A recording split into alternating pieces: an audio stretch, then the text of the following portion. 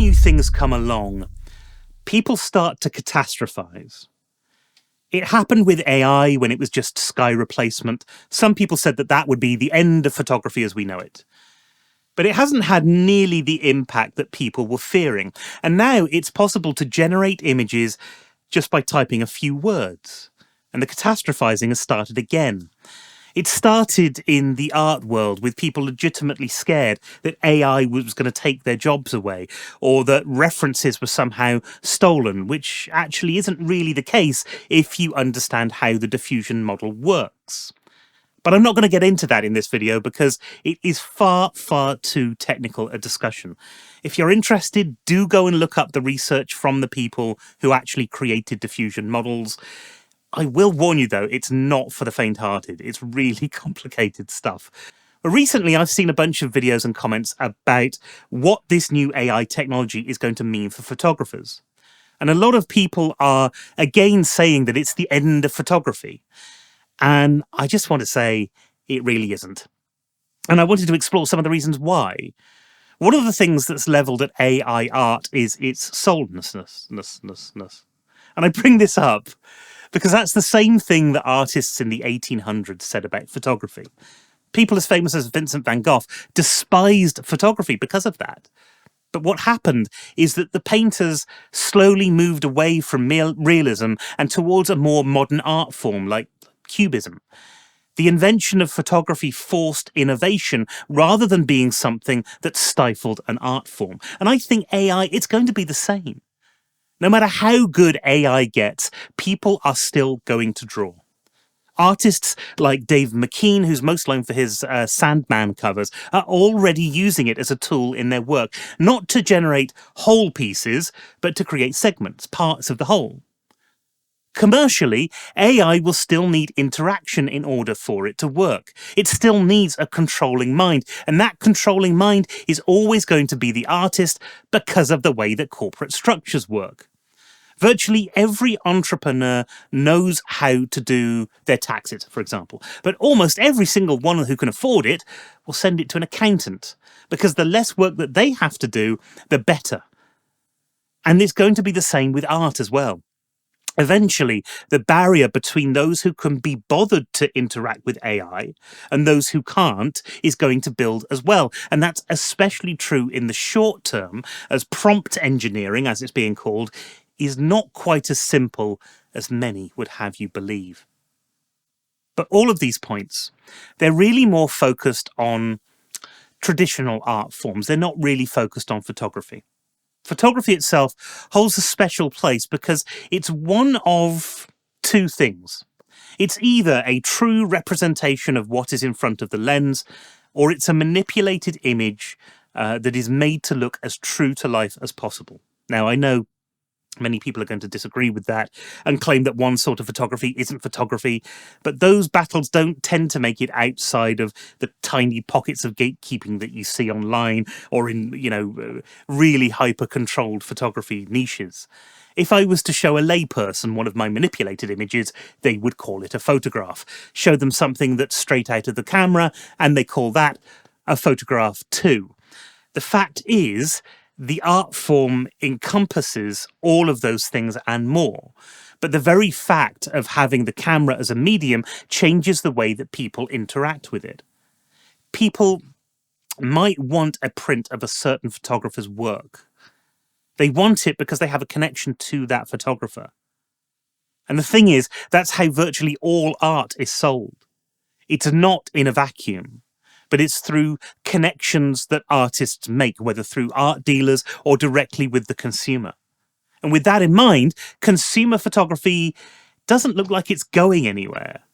I'll still be able to sell prints. Your favourite YouTuber is still going to have a calendar out at the end of the year. You might think, well, businesses are going to ditch photographers for AI. But for the most part, I'm not sure that they can. Manipulated images currently don't have much of a place in the corporate world. If you have to show the inside of a house for a realtor or a real estate agent or something, You can't get AI to generate that. It needs to be an image of the house in the real world. That's why real estate agents can't use the 3D representations of houses to replicate the real thing. They have to have photographers to go there and take the pictures. And there are lots of photographers who make their income through corporate brochures that they need to reflect the real world as well. I'd even be dubious about product and food photographers losing too much work. We've had the technology to create realistic 3D representations of products for some time now. But time and again, companies go back to photographers because it's better, because they get better results, because they get the thing that they want and they get it cheaper and quicker and faster than using 3D. So estate or architecture photography can't be replicated by AI. Food and product photography could be impacted to some extent, but it's likely, given what happened with 3D, that photographs and photographers are still going to be used to the same extent that they are now. Of more worry, I would say, to product photographers should be the ever-marching video revolution, something that is now encroaching on product photographer spaces like billboards. Portrait photography. Yes, you can get AI to generate a portrait. It is not the same of having your loved one sat in front of a camera or sat in front even of an artist painting their picture. In the same way that, a painting can't actually compete with a photograph if your idea is a clear representation of what's there. There's something about the photograph that is real and is true. And didn't Keats say that beauty is truth and truth beauty? And then there's reportage, wildlife magazines, newspapers, articles. All of these, again, need the legitimacy of the photograph to lend credence. And that's why using manipulated images in news reports has always been frowned upon. So that's not something that AI can replace either. Even fashion photography, which is probably one of the most manipulated forms of commercial photography, needs to draw a legitimacy from the idea that the dress is photographed. Plus, high-end clients like that, they want to have control over how their work is presented. And that's why so much manipulation goes on in the first place. Again, you can't quite do that with AI, and it's not currently the direction that AI is traveling in. And what about weddings? I mean, who is seriously going to think that a wedding photographer is going to lose out because of AI? When people hire photographers, it's both for artistry and for documentation.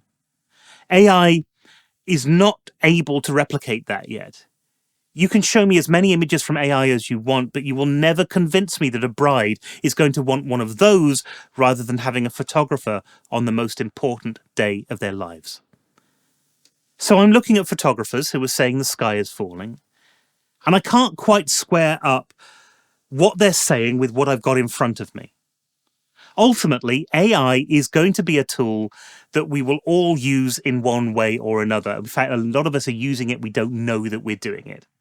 But the idea that photography is in trouble seems fairly ridiculous. After all, a good chunk of the camera company's money comes from making and selling cameras to people who want to take photos. And most of those people are not professionals. The vast majority of camera sales go to consumers and to hobbyists. And they're going to keep taking photos because it's their love of the art form and the process and the achievement that they get that makes them do it in the first place. That's never going to go away, or people would have stopped painting way back in the 19th century. What's probably more important is that commercial photographers look to their own industry. What's trending there? And what can they do to keep ahead of the curve? For many, that could be introducing video elements. For others, it might be embracing AI as part of the overall look and feel. And perhaps, like David McKean, you'll end up finding out just how useful a tool it would be. But the big takeaway that I would like people to get out of this video is that AI isn't something that you should be scared of, that you should be reviled or feared. It's not a technology that is just around the corner. It's here now. And the people who will survive will be those who either embrace it and carve out a new niche for themselves where AI can't compete, or the people who embrace AI and just run with it. Certainly, photography is here to stay in the long haul. That's what I think anyway. Let me know what your thoughts are in the comments below. Thanks ever so much for watching. And don't forget, even if it's this AI around, keep taking the pictures.